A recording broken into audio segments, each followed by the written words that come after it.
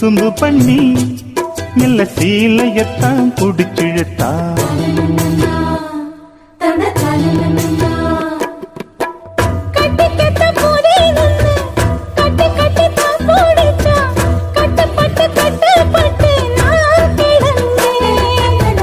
கண்ண கொஞ்சம் மூடிக்கிட்டேன், உம்மடியில் சாஞ்சிக்கிட்டேன், ரெக்க கட்டி நான் பறந்தேன்.